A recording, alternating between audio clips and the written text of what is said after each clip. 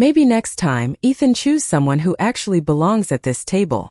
The words landed softly, almost elegantly, but the silence that followed was sharp enough to cut through crystal and marble as every conversation in the Caldwell estate dining hall dissolved into nothing, leaving only the faint clink of a distant glass and the steady hum of the city skyline beyond the floor-to-ceiling windows, where Manhattan glittered like it had no idea what was unfolding inside. Naomi Brooks stood at the far end of the 12-foot marble table, her posture straight, her hands resting lightly against the back of her chair, the deep green fabric of her dress catching the chandelier light in quiet defiance, as if it refused to dim itself for anyone, especially not here, especially not tonight.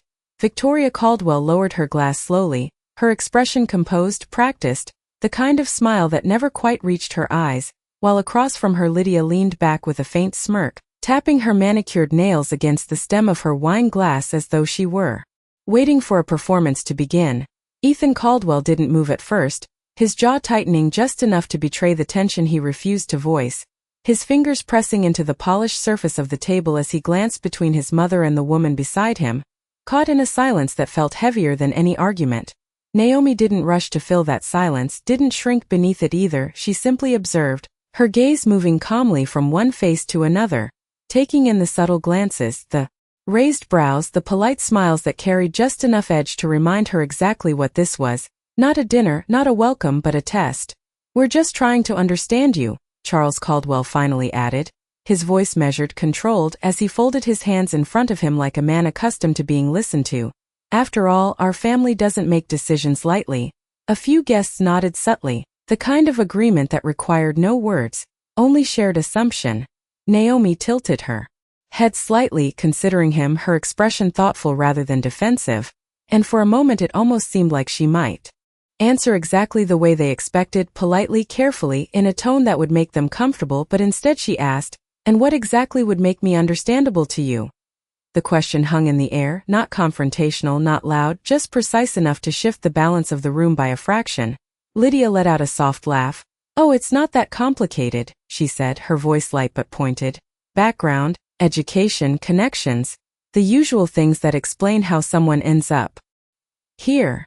Her eyes flicked briefly to Ethan, then back to Naomi, the implication settling without needing to be spoken.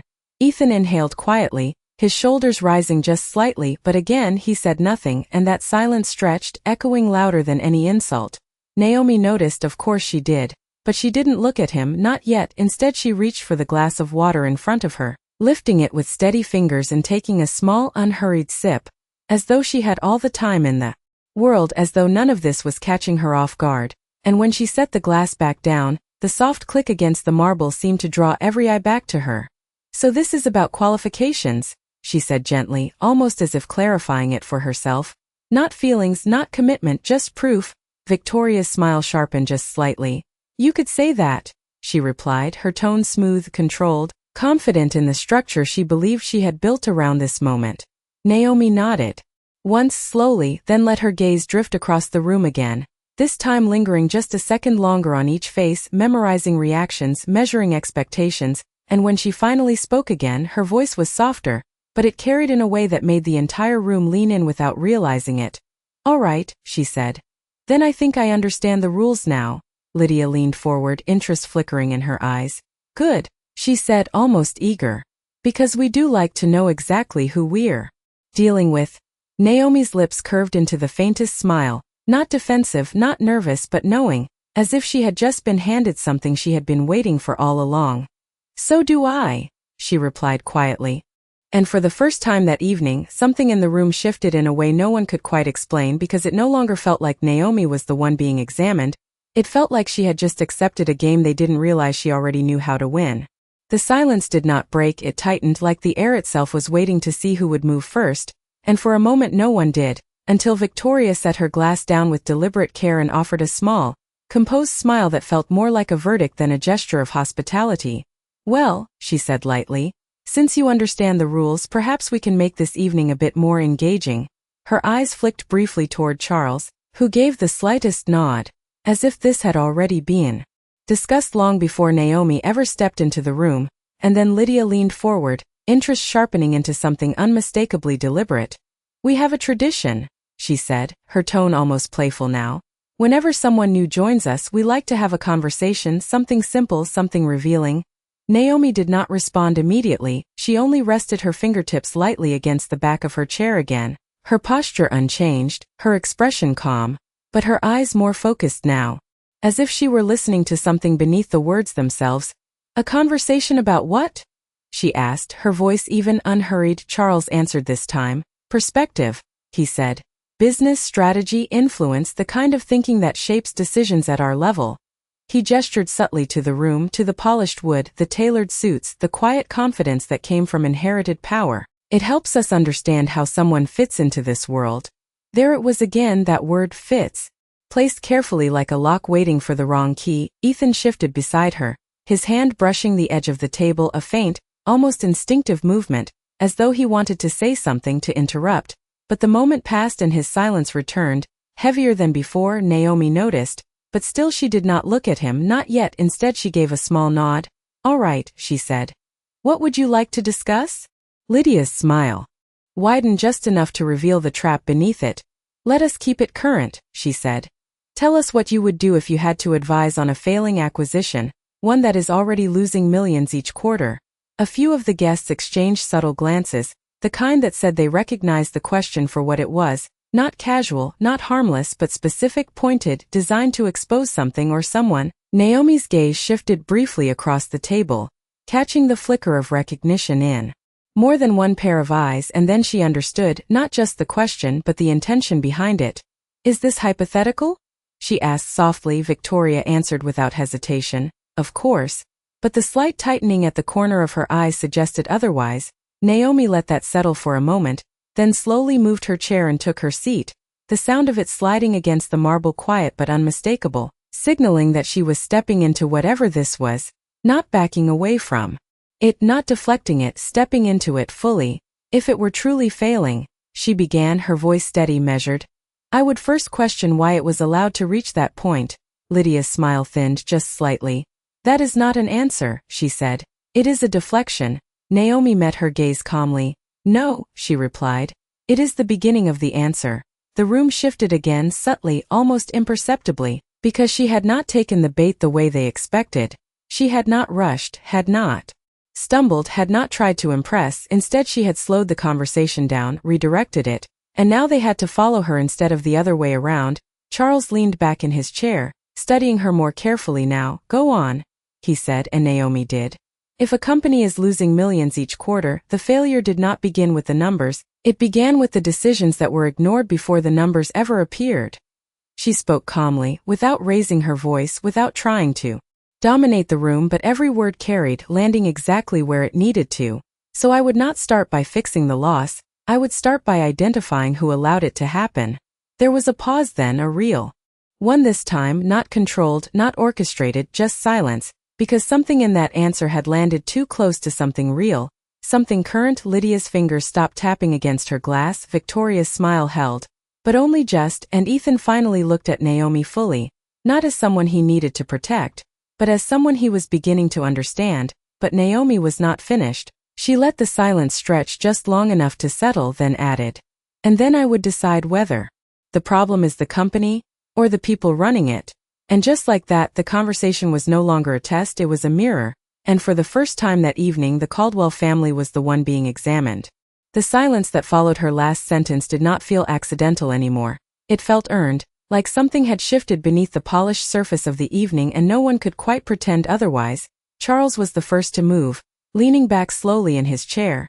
His fingers steepled together as his eyes narrowed just enough to signal that this was no longer casual curiosity. That is a bold perspective, he said. His tone measured, but there was a new weight behind it now, one that suggested he was no longer certain of the direction this conversation would go. Lydia let out a soft exhale, a quiet laugh that tried to restore the balance. Bold, yes, she said, lifting her glass again. But also very convenient. Shifting responsibility upward always sounds impressive when you do not have to carry it. A few guests nodded faintly, grateful for the familiar rhythm returning, for something that felt like control again. But Naomi did not respond immediately, she simply watched Lydia for a moment, her gaze steady, thoughtful, as if deciding whether the comment deserved an answer at all. Ethan's eyes moved between them, tension building again in his shoulders, but this time there was something else beneath it, something closer to anticipation, as though he was no longer afraid of what Naomi might say, but waiting to see how far she would go. Naomi finally leaned back slightly in her chair, her hands folding loosely in her lap, her posture relaxed in a way that contrasted sharply with the tightening energy around the table. "Responsibility is never convenient," she said calmly. "It is just easier to ignore when the consequences have not reached you yet." The words were not loud, not aggressive, but they landed with a precision that made it difficult to dismiss them. Victoria's smile held, but her eyes sharpened, studying Naomi now with a level of attention she had not given her before. "And yet," Victoria replied, her voice smooth, controlled, "the people at this table do not ignore consequences. We anticipate them, we manage them. That is why we are here." Naomi nodded slightly, acknowledging the statement without agreeing to it. "Then you already know the answer to your own question," she said, her tone almost gentle. And that was when the room shifted again, more noticeably this time, because now it was not just a conversation, it was a challenge, and everyone could feel it. Charles leaned forward again, his voice firmer now. "Then, tell us," he said. "If you believe leadership is the issue, what would you do differently?" There it was, the direct push, the expectation that she would finally overstep, that she would say something that could be used against her. Naomi met his gaze without hesitation. "I would start by asking why the warning signs were ignored," she said. "Every failing acquisition has them: delayed reports, optimistic projections that do not align with real performance, advisors who hesitate to speak, plainly because they know they will not be heard." Her eyes moved briefly across the table again, not accusing, not targeting, just observing, but the effect was the same because now people were no longer watching her, they were watching each other.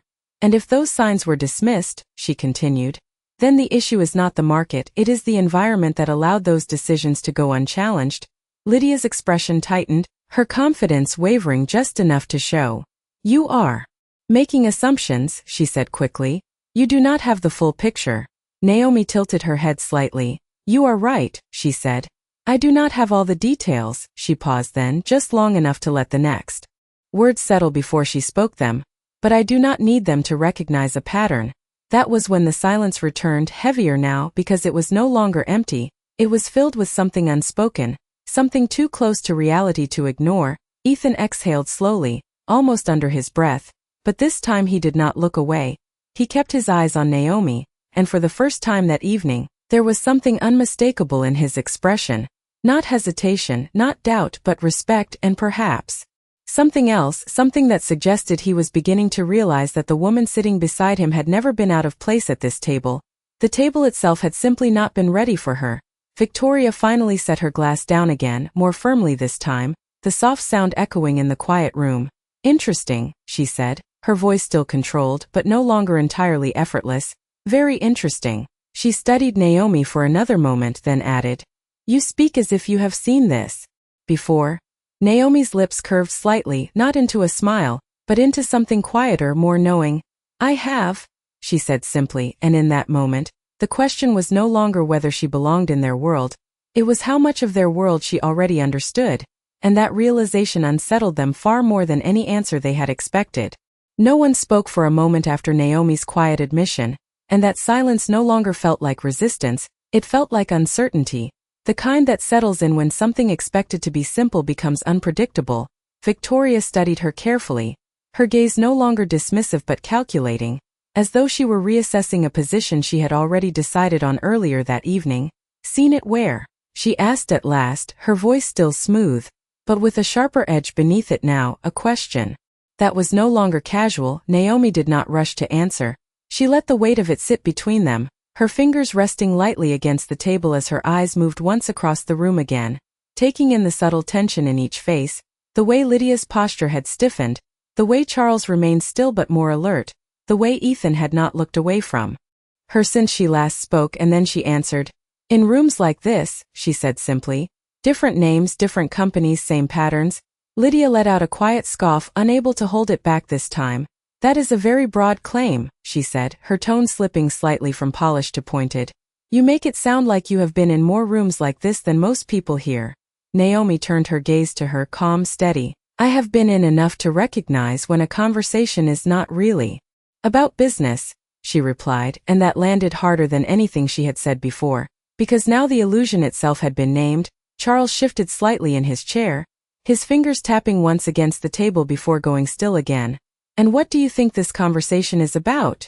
he asked, his voice lower now, less performative, more direct. Naomi held his gaze, not challenging it, but not avoiding it either. "It is about control," she said. "About deciding who is allowed to belong before they have the chance to show who they are." The words were measured, almost gentle, but there was no mistaking what they meant. The room felt smaller somehow, quieter, as if even the city lights outside had dimmed to listen. Victoria's expression did not change, but her hand rested more firmly against the stem of her glass. "You speak very confidently for someone who has just entered this family," she said. And there it was again, the line drawn, the boundary reinforced. Naomi nodded once, acknowledging it. "I am not speaking as someone inside it," she replied. "I am speaking as someone being evaluated by it." That distinction hung in the air, subtle but undeniable. Ethan exhaled quietly, his hand finally moving from the table as he leaned slightly forward, as if ready to step in, but again he paused, something holding him back. Perhaps the realization that Naomi did not need him to intervene. Not yet. Lydia leaned forward again, her earlier confidence now edged with something more urgent. "Then let us be clear," she said. "If you are being evaluated, then what exactly do you bring that makes you worthy of this family?" The question was sharper now, stripped of pretense, and a few of the guests shifted in their seats, sensing the line that had just been crossed. Naomi did not react immediately. She let the question settle, not as an attack, but as an opportunity, her expression thoughtful rather than defensive. "That depends," she said slowly, "on whether you are asking what I offer or what you might need."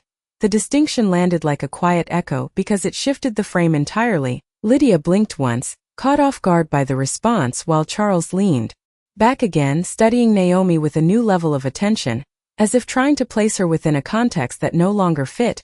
Victoria tilted her head slightly, her eyes narrowing just enough to signal that she was beginning to see the edges of something she had not anticipated. "And what do you think we need?" she asked, the question softer now, but more dangerous. Naomi met her gaze, steady, composed, and for the first time that evening there was a hint of something deeper in her expression, not arrogance, not defiance, but certainty, honesty, she said. "The kind that is not filtered to protect comfort." The words settled into the room with a quiet finality, and no one responded immediately, because somewhere beneath the polished surface of the dinner, beneath the expectations and assumptions, something real had just been said, something that could not be easily dismissed or redirected. Ethan's eyes flickered briefly to his parents, then back to Naomi, and in that moment it became clear that the balance of the evening had shifted again, not dramatically, not visibly, but enough that everyone could feel it, because the question was no longer whether Naomi could withstand their judgment, it was whether they were prepared for what she might reveal next. The word honesty lingered in the air like something fragile and dangerous at the same time, and for a brief moment no one reached for it, no one tried to reshape it or soften it, because doing so would mean acknowledging exactly what Naomi had just placed on the table. Victoria was the first to move again, but this time slower, more deliberate, her fingers tracing the rim of her glass as her gaze remained fixed on Naomi, no longer dismissive, no longer amused, but measured in a way that suggested she was recalculating something she had already decided earlier that night. "Honesty is valuable," she said at last, her voice smooth but quieter now. "But it does not guarantee alignment." Naomi inclined her head slightly, as if accepting the point without yielding to it. "No," she replied calmly, "it does not, but it reveals whether alignment is even possible." The distinction settled heavily, and for the first time, the conversation felt less like a performance and more like something real, something that could not be easily redirected back into polite discomfort. Charles leaned forward again, his attention fully engaged now. "And what do you see?" he asked, his voice lower, more direct than before. Naomi did not hesitate this time. She had already taken the space she needed, already shifted the rhythm of the room. "I see a family that values control more than clarity," she said, her tone steady, not accusatory, just precise. "A system where decisions are protected until they become problems that can no longer be ignored." Lydia's expression tightened instantly, her composure cracking just enough to reveal irritation beneath it. "That is an assumption," she said quickly, her voice sharper now. "You have been here for less than an hour." Naomi turned her gaze toward her, calm, unshaken. "Time is not what reveals patterns," she replied. Behavior does. The simplicity of the answer made it harder to argue with, and that only deepened the tension. Ethan shifted beside her again, but this time his movement felt different, less restrained, as though he was no longer holding himself back out of uncertainty, but choosing his moment carefully. His eyes flickered briefly toward his parents, then back to Naomi, and something in his expression had changed, something quieter but stronger. Victoria noticed it too, her gaze lingering on him for a fraction longer than before, as if she were beginning to understand that this evening was no longer unfolding the way she had intended. You speak as if you already know the outcome, she said, her voice still controlled, but with a subtle edge of challenge. Returning, Naomi allowed a small pause before answering, not to hesitate, but to let the question settle into its full weight. I do not assume outcomes, she said. I recognize trajectories. Charles leaned back slightly, absorbing that, his expression no longer dismissive, but thoughtful in a way that suggested he was beginning to see beyond the surface of the conversation. Lydia, however, was not willing to let that shift stand. She leaned forward again, her voice tightening. Then let us be very clear, she said. If you believe you understand this family so well, tell us what you think happens next. The question landed like a challenge, direct, undeniable, and for a brief second the room held its breath, waiting for Naomi to overreach, to say something that would finally justify everything they had assumed about her. Naomi met her gaze without hesitation, her expression calm, composed, but now carrying a quiet certainty that had not been visible at the beginning of the evening.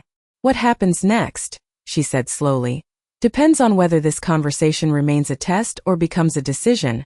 The words settled into the silence with a weight that could not be ignored, because now the responsibility had shifted, no longer on her to prove anything, but on them to choose what they would do with what they had already seen. Ethan exhaled quietly, his hand finally moving across the table, not dramatically, not forcefully, but enough to rest beside Naomi's, close enough to be seen, not touching but no longer distant either, and that small movement carried more meaning than anything he had said all night. Victoria's eyes flickered to it, then back to Naomi, and for the first time something unspoken passed between them, not agreement, not acceptance but recognition, because the balance had changed and everyone in the room could feel it, even if no one was ready to admit it yet.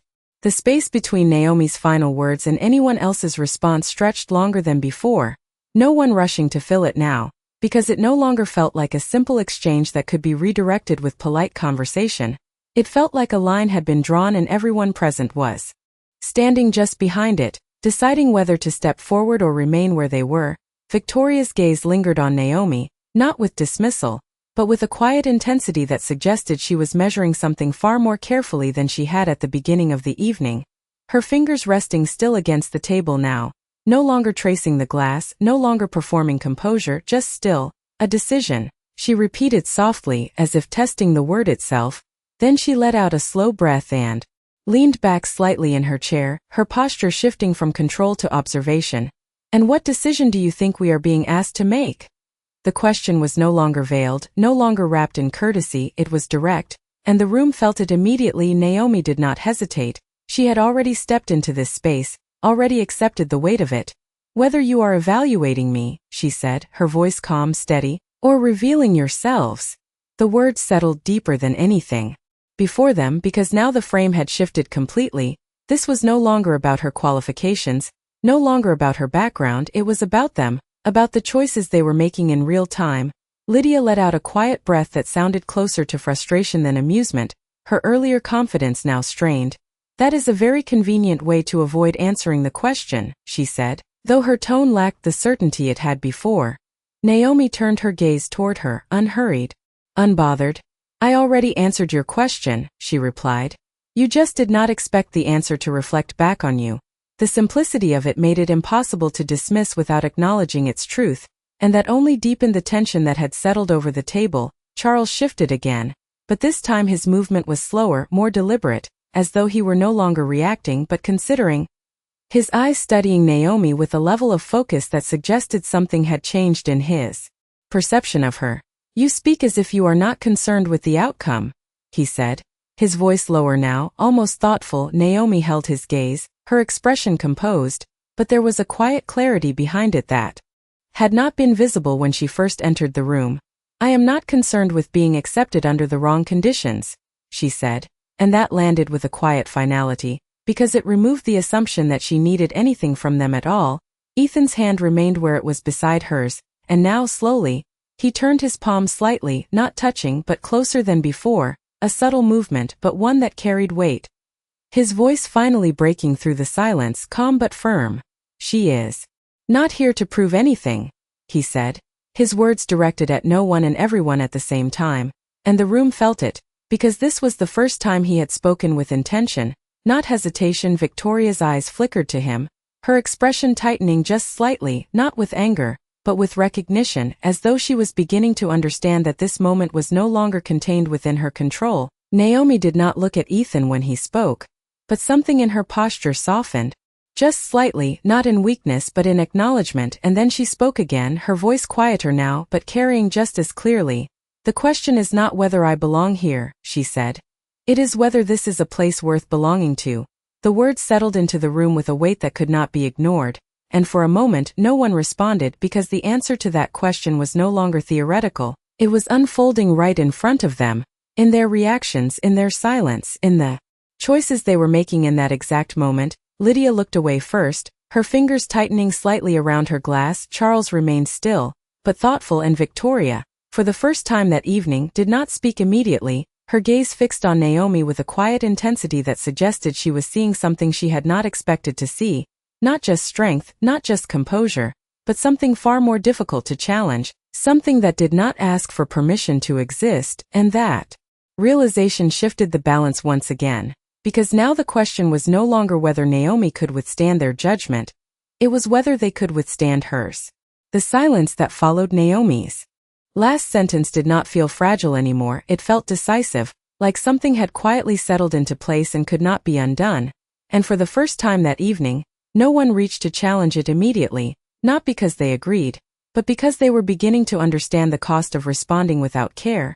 Victoria was the one who finally moved, but slower than before, her composure still intact yet no longer effortless, her eyes resting on Naomi with a level of focus that suggested she was no longer trying to assess her but to understand her. "You speak with certainty," she said, her voice calm but measured, "as if you have already made your decision about us." Naomi did not react defensively, she did not lean forward or raise her voice, she simply held that gaze steady and unhurried.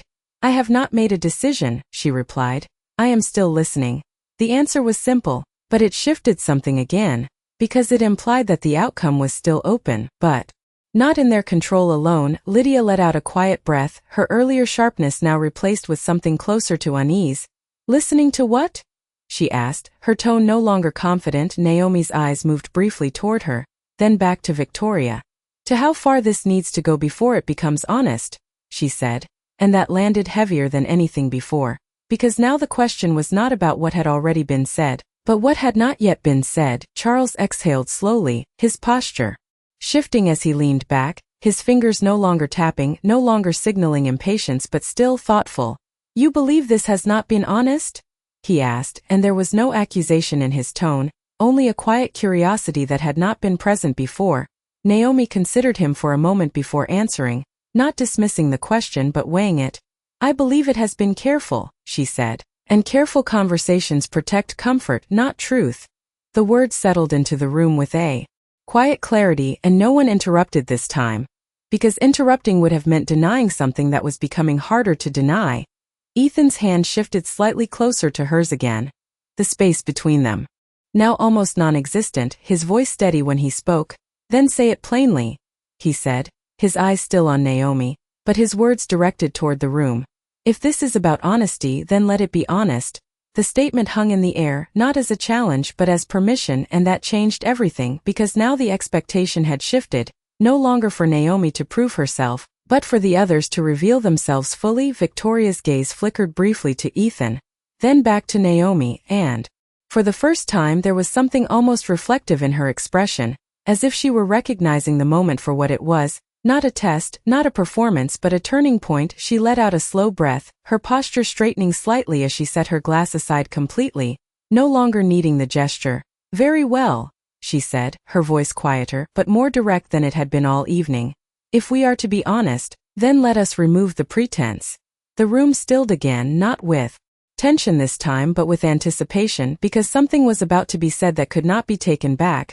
Lydia looked toward her mother quickly, as if uncertain, as if realizing too late that this might not unfold in the way she had expected. Charles remained still, his attention fixed, not interrupting, not redirecting, just listening. Victoria's eyes returned to Naomi, steady, unwavering. "You are not what we expected," she said, and the words carried no softness, no attempt to cushion them, just truth as she saw it. Naomi did not flinch, did not look away, she only nodded once, acknowledging it. "And that makes you difficult to place," Victoria continued, her tone even, controlled but no longer dismissive. "We are used to knowing exactly who we are dealing with, and with you that clarity is not immediate." Naomi let the words settle, not reacting to the surface of them but to what lay beneath. "So the discomfort is not about me," she said quietly. "It is about uncertainty." Victoria held her gaze, and for a moment she did not respond, as if considering whether to agree. And that pause spoke louder than any immediate answer could have, because it confirmed more than it denied. Ethan's expression shifted again, something deeper settling into it, something that looked less like tension and more like resolve, and Naomi, still calm, still composed, finally added, "Then the question is not whether I belong here," her voice steady, unwavering. "It is whether you are willing to understand what you do not immediately recognize." And that question did not echo, it settled firmly into the center of the room, where no one could ignore it anymore. The question did not fade, it settled deeper, and for a moment no one reached for an answer, not because they did not have one, but because answering it now meant stepping into something they could no longer control. Victoria remained still, her eyes locked on Naomi, not with resistance, but with a quiet calculation that had replaced her earlier certainty, as though she were weighing not just Naomi's words, but the implications of dismissing them. Lydia shifted in her seat, the subtle scrape of her chair against the marble floor breaking the stillness just enough to remind everyone that the tension had not disappeared, it had only changed shape. "Understanding is not the same as acceptance," she said finally, her voice steady but no longer sharp, as if she were choosing her words more carefully now. Naomi turned her gaze toward her, calm, composed. "No," she replied. "But it is where acceptance begins, if it begins at all." The answer did not challenge, it clarified, and that made it harder to push against. Charles exhaled quietly, his posture relaxing just slightly, though his focus remained fixed. "And if it does not?" he asked, not as a test this time, but as a genuine question. Naomi paused briefly, not out of hesitation but consideration. "Then at least the truth was not avoided," she said, her voice even, and that landed with a different kind of weight, not confrontational, but undeniable. Ethan's hand shifted again, and this time his fingers brushed lightly against Naomi's, a subtle contact but intentional, and he did not pull away, his gaze moving from her to his parents, something steadier in his expression now, something that suggested he was no longer waiting to see how this would unfold, but ready to be part of it. Victoria noticed, her eyes flickering briefly to their hands, then back to Naomi, and something in her expression changed again, not softer but more aware, as if she were beginning to understand that this was no longer just about perception, it was about consequence. "You speak as though you have already faced this before," she said, her tone quieter now, less guarded. Naomi met her gaze without hesitation. "I have," she answered, and for the first time there was a subtle shift in her voice, not defensive, not emotional, but grounded in something lived. "Not in rooms that look like this," she continued, "but in conversations that feel the same." The room grew still again, not with tension but with attention, because now there was something deeper beneath her words, something that extended beyond the evening itself. Lydia frowned slightly, her earlier certainty giving way to curiosity she had not intended to show. "And what happened in those conversations?" she asked. Naomi allowed a small pause, just enough to let the question settle before answering. "They ended one of two ways," she said. "Either people chose comfort and nothing changed, or they chose honesty and everything did." The words carried quietly, but they filled the room in a way that left no space for dismissal. Charles nodded once slowly, as if acknowledging the simplicity of that truth, while Victoria remained still, her gaze unwavering, her silence no longer a shield, but a form of listening. Ethan's fingers remained where they were, no longer hesitant, and his voice came again, calm but firm. "Then let us not choose comfort," he said, and this time there was no hesitation in him at all. The statement shifted the room again, not dramatically, but enough to make it clear that something had changed within him, something that would not easily return to what it had been before. Victoria's eyes moved to him, studying him in a way that was no longer just parental, but reflective, as if she were seeing not just her son, but the man he had become in this moment. Then she looked back at Naomi, and when she spoke again, her voice carried a different weight, less controlled, more intentional. "If we are to understand you," she said slowly, "then perhaps you should understand us as well." Naomi nodded slightly, not as agreement but as acknowledgement. "I am listening," she said again, and the words did not feel repeated, they felt reinforced, because now they carried the full weight of everything that had been said before, and everything that was about to follow. The room held its breath once more, not in tension, but in anticipation, because for the first time that evening the conversation was no longer one-sided. It was about to become something else entirely, something that could not be undone once it began. Victoria did not speak immediately after her last words, and that pause carried more weight than anything she could have said, because it was no longer about control or presentation, it was about choice, the kind that reveals more than it protects. Her eyes remained on Naomi, steady, searching, as though she were deciding how much to reveal and how much to keep guarded, but something in the room had already shifted too far for complete restraint. "You should understand," she began slowly, her voice no longer carrying the polished distance from earlier, "that everything we have built has required precision, discipline, and a very clear understanding of who can be trusted to carry that forward." The words were measured, but there was something beneath them now, not hostility but justification, as though she were explaining not just to Naomi, but to herself as well. Naomi listened without interruption, her expression calm, her attention fully present. "This family does not operate on uncertainty," Victoria continued, her gaze steady. "We do not make room for variables that we cannot define." Lydia nodded faintly beside her, regaining a sense of footing now that the conversation had shifted away from direct scrutiny. "And you," Lydia added, her voice softer but still edged with caution, "are a variable we cannot easily define." Naomi let that settle, not reacting immediately, not dismissing it either, because this was the first time they were no longer disguising their concern. Charles leaned forward slightly, his tone more reflective than before. "It is not about rejection," he said. "It is about stability." Naomi turned her gaze toward him, considering his words carefully. "Stability built on what?" she asked, her voice quiet but precise. Charles did not hesitate.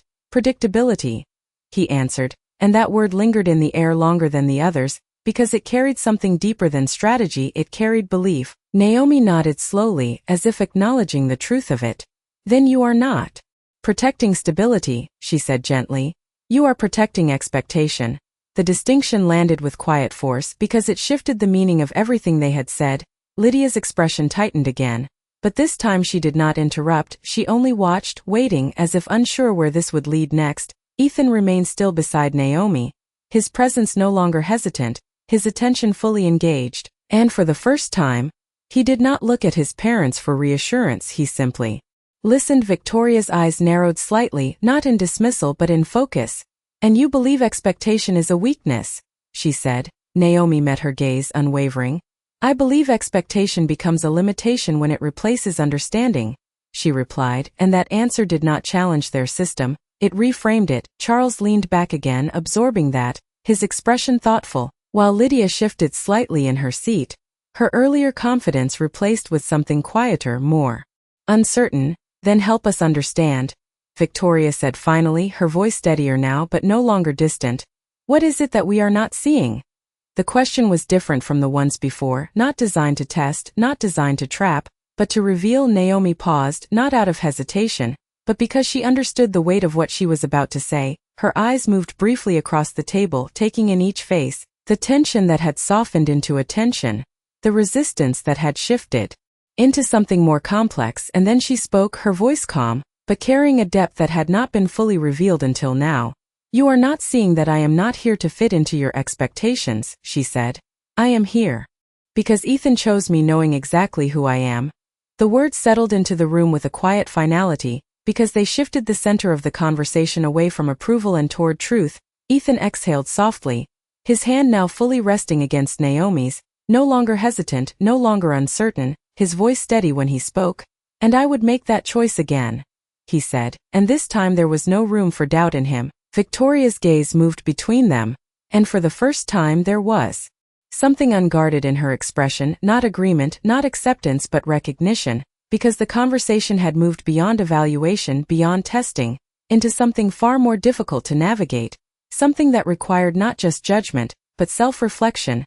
Naomi held that gaze for a moment longer, then added quietly, "The question is not whether I can be defined," she said. "It is whether you are willing to understand something that does not need to be."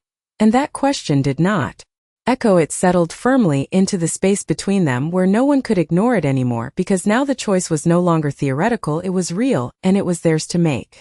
The room did not return to its earlier tension after Naomi's last words.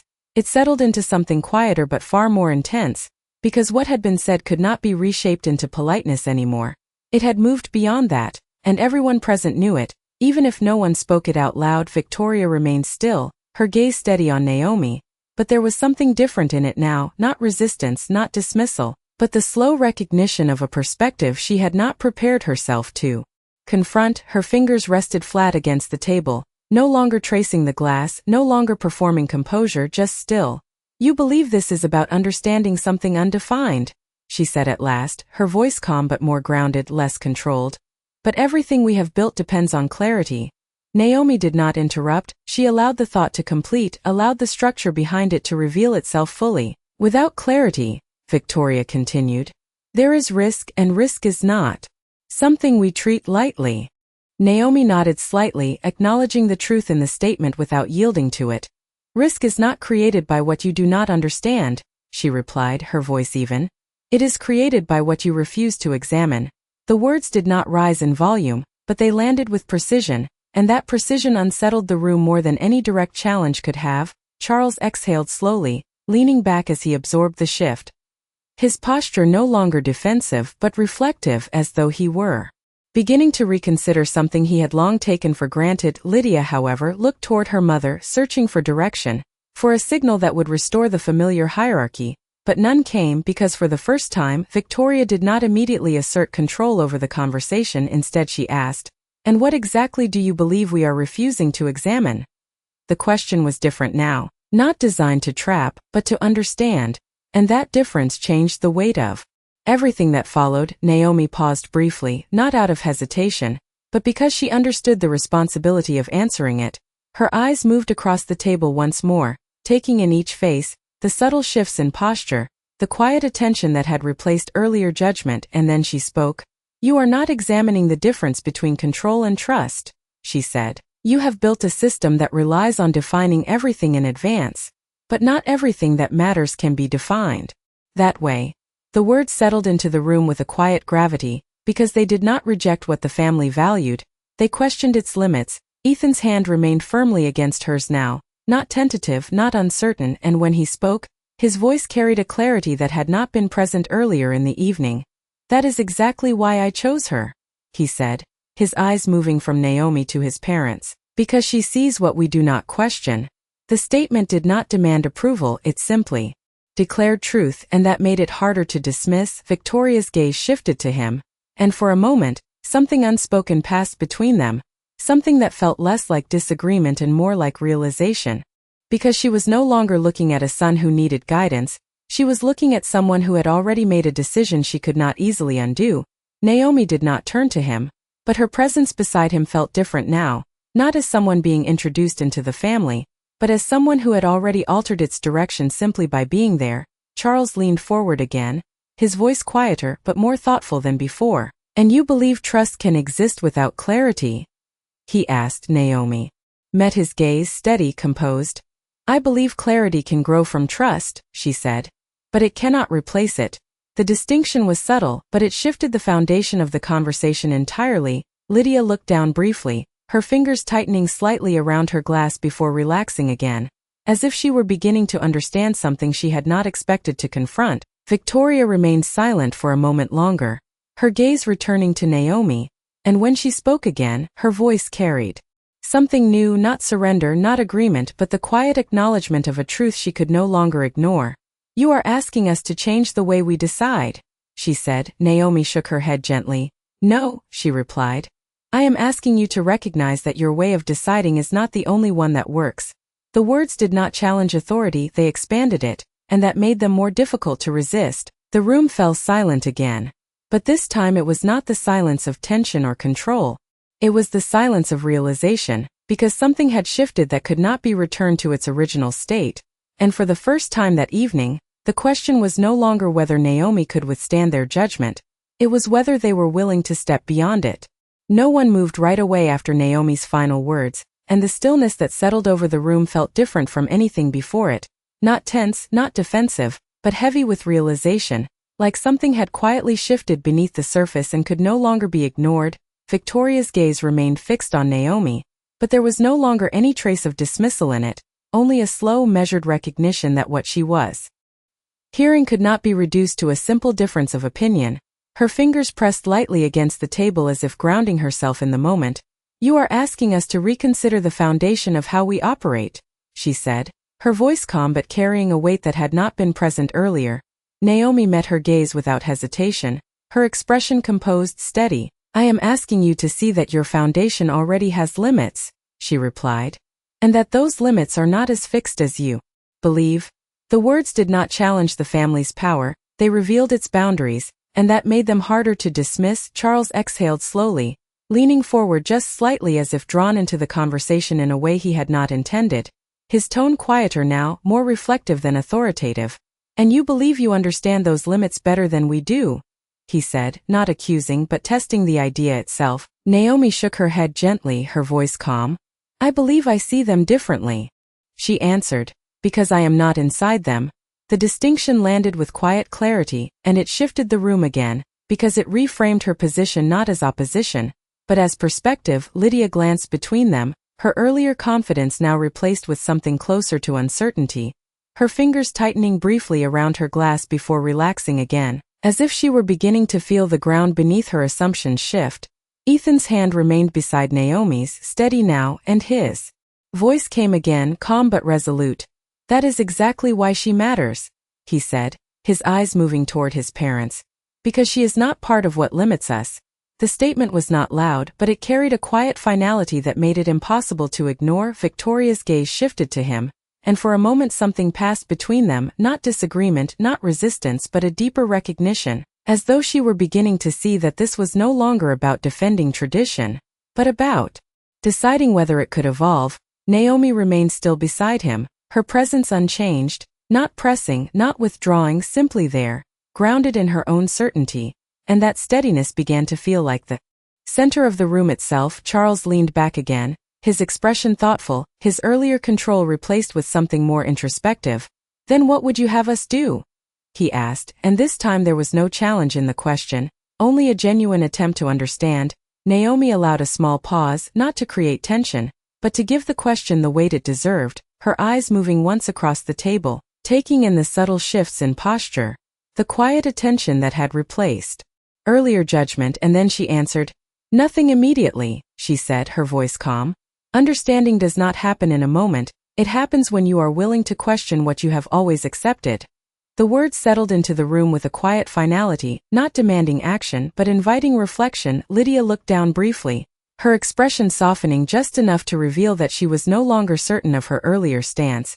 Victoria remained still, her gaze returning to Naomi, and when she spoke again, her voice carried something new, not control, not authority, but a quiet honesty that had not been present before. "You have made this more complicated than we expected," she said. Naomi's lips curved slightly, not into a smile, but into something gentler. "It was already complicated," she replied. "It just was not being acknowledged." The truth of that statement settled deeply, because it revealed that nothing about this moment had been created, only uncovered. Ethan exhaled softly, his presence steady beside her, and the room fell silent again. But this time it was not the silence of tension or judgment, it was the silence of something beginning to shift, something that could not be undone, because for the first time that evening, the Caldwell family was no longer deciding who Naomi was, they were beginning to question who they had been all along. The silence did not feel uncomfortable anymore, it felt earned, like a pause that allowed something deeper to rise to the surface, and for the first time that evening, no one seemed eager to fill it too quickly. Victoria remained still, her gaze no longer guarded, but thoughtful in a way that suggested she was not just listening, she was reconsidering, her fingers resting lightly against the edge of the table, no longer a gesture of control, but something quieter, more grounded. Perhaps, she said slowly, her voice softer than before. We have been approaching this from the wrong direction.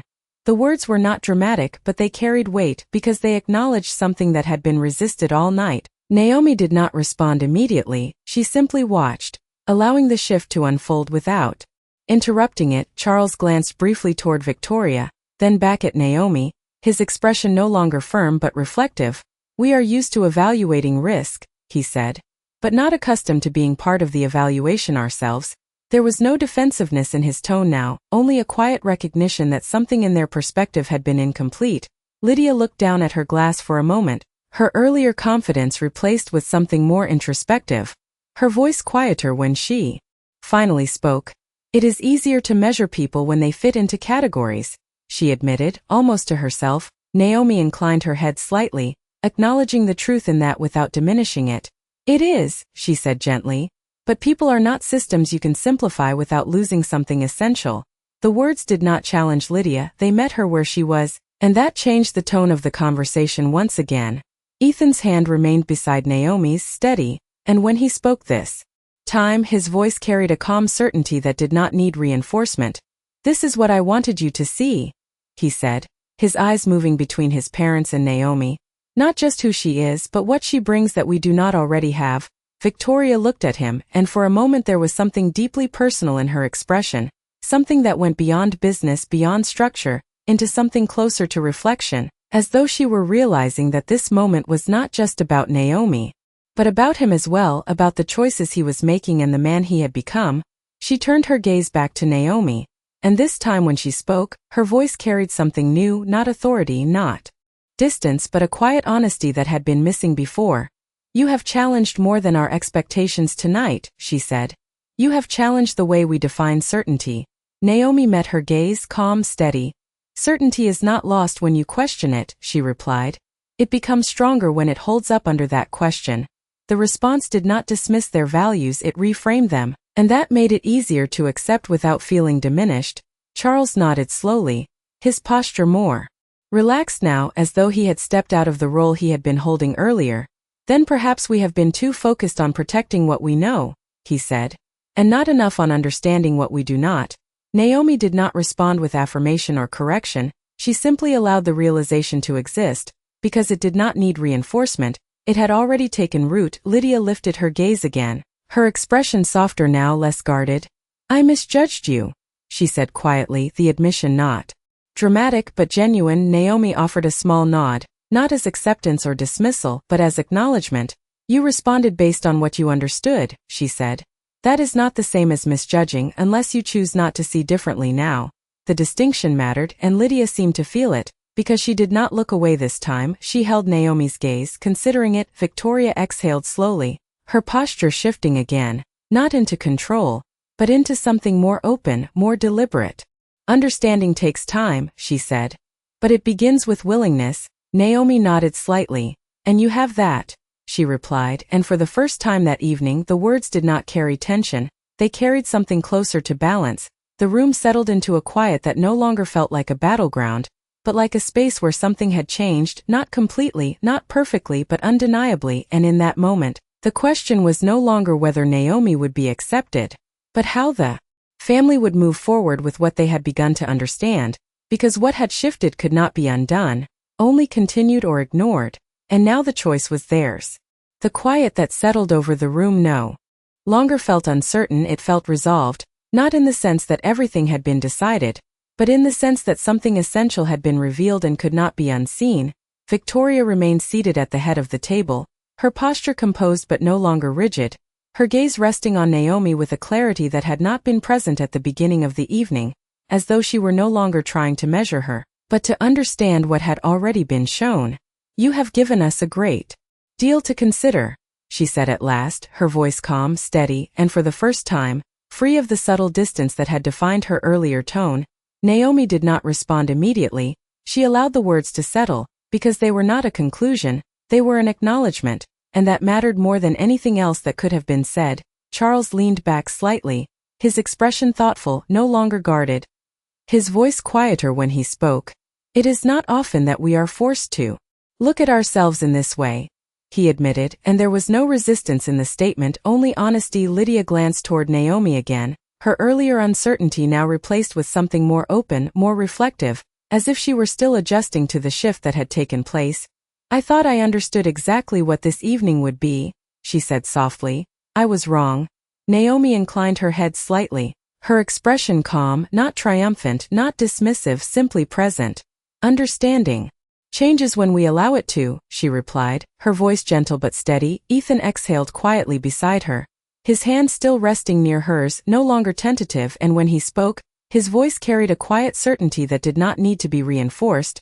This is why I did not try to explain her, he said, his eyes moving between his parents and Naomi, because she does not need to be explained to be understood. Victoria looked at him, and for a moment something deeply personal passed through her expression, something that felt less like evaluation and more like recognition, as though she were seeing not just Naomi, but her son in a way she had not before. She returned her gaze to Naomi, and when she spoke again, there was a subtle shift in her tone, something that suggested not agreement, not full acceptance, but a willingness that had not existed at the beginning of the evening. You have not asked for our approval, she said, and yet you have made it clear that it is not the measure that defines you. Naomi met her gaze, steady, composed.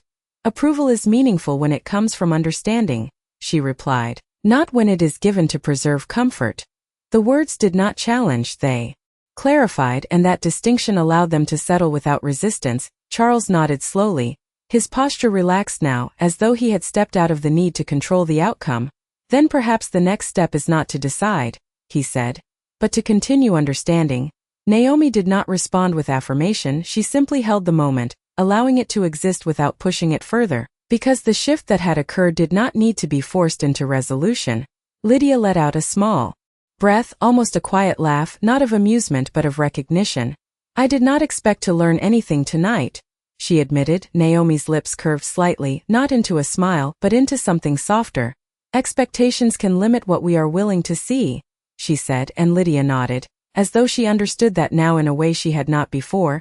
Ethan's hand finally moved, not dramatically, but enough to rest fully beside Naomi's, his presence steady, certain, and for the first time that evening, it did not feel like he was bridging two sides, it felt like he was standing firmly where he had already chosen to be. Victoria observed the moment quietly, then rose slowly from her seat, not with authority but with intention, her voice calm when she spoke. This conversation is not finished, she said. And the words did not carry tension, they carried continuity. Naomi stood as well, her posture unchanged, her expression calm, as if she had always known that this was not an ending but a beginning, not of acceptance but of something more difficult and more meaningful, understanding. And as the room began to shift again, not back to what it had been, but forward into something new, it became clear that what had happened that evening would not be undone, not because everything had been resolved, but because something real had finally been seen, and once seen it could no longer be ignored.